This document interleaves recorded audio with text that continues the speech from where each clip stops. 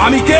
আমি একজন গর্বিত সৈনিক। আমি অজেয়কে জয় করব। আমার কাছে পরাজয়ের কোনো স্থান নাই। সবাই যেখানে থমকে দাঁড়ায় আমি সেখান থেকেই শুরু করি। আমি সবসময় আমার দেশ, পিতামাতা, আমার সহযোদ্ধা এবং প্রশিক্ষকদের কথা মনে করে আমার দুর্বলতাকে সাহসে পরিণত করব। কঠোর পরিশ্রমে আমি মানসিকভাবে সুদৃঢ়, শারীরিকভাবে দুর্বল। আমি কে? আমি একজন গর্বিত সৈনিক। কেউ আমার অস্তিত্বকে খাটো করে দেখতে পারবে না। কেউ আমার সক্ষমতাকে কোনো সীমা দিয়ে আবদ্ধ করতে পারবে না। আমার দৃঢ় আত্মবিশ্বাসী আমাকে এগিয়ে নিয়ে যাবে অসম্ভবকে সম্ভব করার পথে। পরাজয় বা পিছু হটা এসব শব্দ আমার অভিধানে নেই। ব্যর্থতা, ভুল করার সংজ্ঞা আমি জানি না। আমার হৃদয় দুর্বলতার কোনো স্থান নেই। আমি কে?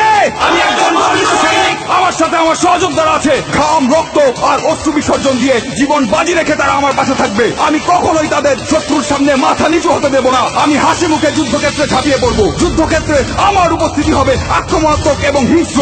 শত্রু আমাকে দমিয়ে রাখতে পারবে না।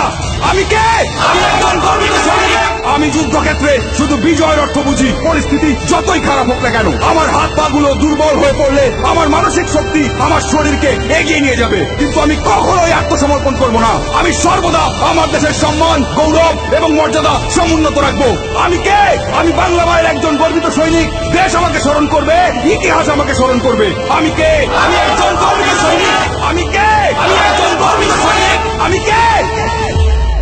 আমি একজন গর্বিত সৈনিক।